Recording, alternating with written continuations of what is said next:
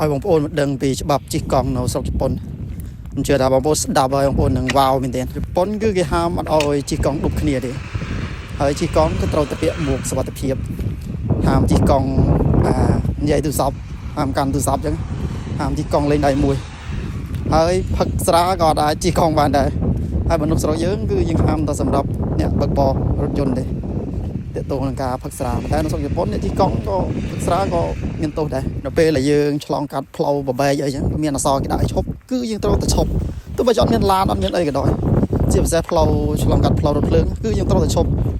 មិនមែនយើងរកង់ទេណាមិនមែនរឡានក៏ដូចគ្នាដែរគឺត្រូវតែឈប់គឺឈប់ងាក់ហ្មងមិនមែនរឲ្យមើលឆ្វេងមើលស្ដាំឲ្យទៅទេកង់ក៏ដូចគ្នាដែរគឺឈប់អីមានតែជើងរបស់យើងត្រូវជន់ដី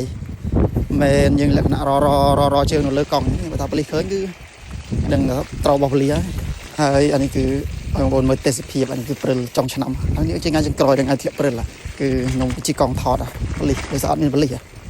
បើប៉ូលីសឃើញគឺច្បាស់ជាត្រូវហើយតែនៅជនបទភាគច្រើនមិនសូវជួបទេតំបន់ខ្ញុំគឺវាស្ងាត់ខ្ញុំដឹងកន្លែងផ្លូវខ្ញុំដើររងថ្ងៃខ្ញុំដឹងកង់ទៀតហើយជិះកង់គឺគេឲ្យជិះទន្ទឹមគ្នាទេតែជិះមុខក្រោយជិះលក្ខណៈជួហាមជិះទន្ទឹមគ្នាជនជាតិជប៉ុនគឺគេមានវិន័យមែនទេដោយសារតែក្មេងៗជនជាតិជប៉ុនគឺត្រូវបាននៅសាលាឬក៏ឪពុកម្ដាយរបស់គេបរៀនថានៅពេលដែលជិះកង់បើអត់មានករណីចាំបាច់ទេគឺហាមចុចកណ្ដឹងលេងឬក៏ហាមចុចកណ្ដឹងបើសិនជាមានអ្នកដើរពីមុខយើងមិនថាតែមនុស្សចាស់ឬកូនក្មេងទេគឺហាមចុចកណ្ដឹងឲ្យគេជិះផ្លូវគឺគេអត់ចុចទេចឹងហើយយើងក៏រលឺពួកជប៉ុនចុចផ្លេឡានឬក៏ចុចកណ្ដឹងដាក់គ្នាណាជាសជីវធម៌មួយរបស់ជនជាតិគេឬក៏ផ្លេឡានគេចុចនៅពេលដែលករណីវាអាចនឹងកើតគ្រោះថ្នាក់ចឹងបានគេចុចគេមិនមែនចេះតែចុចដើម្បីឲ្យគេវេះផ្លូវយើងទេចឹងវាហៅថាជាការខ្វះសជីវធម៌មួយមែនទេហើយបើថាសម្រាប់ឡាននោះកំ pl វាលឺខ្លាំងយើងអាចថាភ្ញាក់ប៉ុន្តែកង់គិតមើលតាំងមកទៅគេមកចុចគឺសជីវធម៌របស់គេគឺខ្ពស់មែនទេអានខ្លះតាកតងនឹងការបរៀនកូនរបស់ជប៉ុនគឺស្ដាប់ហើយគឺវ៉ាវមែនទេគឺការបរៀនកូនរបស់គេគឺល្អមែនទេអញ្ចឹងហើយបានជនជាតិជប៉ុនធំឡើងភាគច្រើនគឺជាមនុស្សដែលមានគុណភាពហ្មងជប៉ុនភាគច្រើនយើងដឹងហើយត្រូវពិភពលោកគេទទួលស្គាល់ថាជាជនជាតិដែលមានវិន័យជាងគេនៅលើលោកហើយជនជាតិជប៉ុនគេបរៀនកូនឲ្យមានវិន័យតាំងពីក្មេងព្រោះគេគិតថាអាការដែលយើងអត់មានវិន័យជាមនុស្សដែលអត់វិន័យហ្នឹងគឺយើងអត់បាច់រៀនទេវាកាត់ឡើងឯងពីធម្មជាតិដូច្នេះហើយដូចជាការ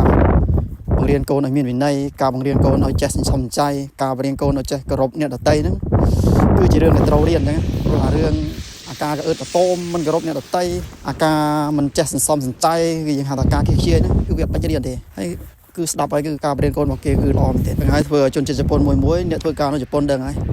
គឺយើងអាចនិយាយបានថាជនជាតិជប៉ុនគឺចូលចិត្តនិយាយដើមសម្រាប់ផ្នត់គំនិតរបស់យើងតែអត់ទេក្នុងផ្នត់គំនិតរបស់គេជនជាតិជប៉ុនគឺគេប្រកែកក្រែងចិត្តពេលខ្លះរឿងខ្លះគេទទួលយកបានតែគេចេះតែយោចេះតែជាមួយយើងចេះតែមិនអីទេ